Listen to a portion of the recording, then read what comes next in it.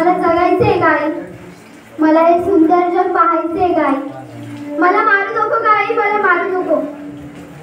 आई आई अगं मी बोलतेय, तुझी परीच म्हणतेस ना ग तुम्हाला. पण तुला आई तरी कशी संबोधू ग. अगं कुणी कुणाला उगाच भेटत नाही, तर त्यांची जन्मोजन्मीचे ऋणानुबंधने असतात. आपलेही आहेत का ग ऋणानुबंधने, की ज्याने आपण भेटलोही आणि दुरालोही. सांग ना ग आई, बोल ना काहीतरी. बाबा तुम्हाला आवडते ना मुली एक माझी लाडकी पाहायला. बाबांची पोरं लाडकीच असतात ना. सांगा ना हो बाबा, बोला ना. आजी तू का दिलंस का त्या आईला औषध, किती कडू होतं ग ते. आजी असं देत जाऊ नकोस ग, मला त्रास होत होता त्याचा, मला गुदमरून येत होतं खूप. आजी तू पण एक मुलगी म्हणून जन्माला आलीस ना ग.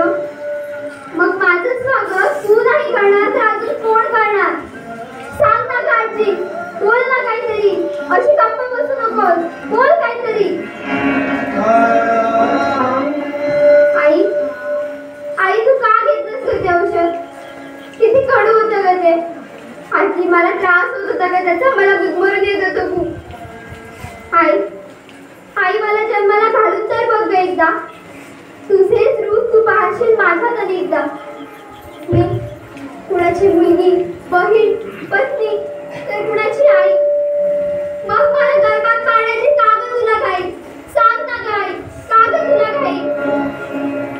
आई मला समजते ग तुझी कोंडी आणि तुझी घुसमट, पण मी तुला मुळीच त्रास देणार नाही ना ग, मुळीच नाही.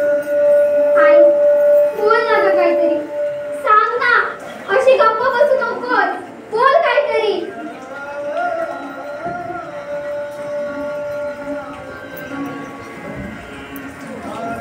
नुसत्या स्त्रीगुणात राहून काय होणार, मुलीच्या संरक्षणाची जबाबदारी घेणार तरी कोण. अशा वेळी मला गजर व्हावासा वाटतो. या झोपलेल्या मनातला हा लढा माझ्या अस्तित्वाशी विचारायचं आहे. माझ्यातल्या अस्तित्वाला आणि रेणुकाला सुद्धा, की आजपर्यंत आपण इतकी नटलो, त्याच्यात खरंच आपण समाधानी आहोत का. नाही ना. अगं आपली आत्मशक्ती हाच चांगला अलंकार. चला तर मग फोडून टाकूया अन्यायाचारी मनगटे. आता रडायचं नाही तर आता रडायचं. ऐका मुली मी तुला सांगते, पिंजऱ्यात जाता पडपड नको.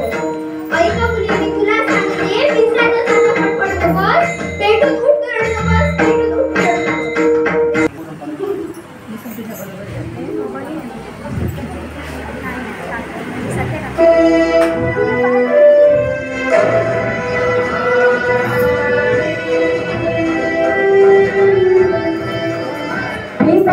जगदंबेचे बळवट भारी भवानीचा, शिवशंभूच्या चरणी रावे मान आम्हा तो भव्याचा.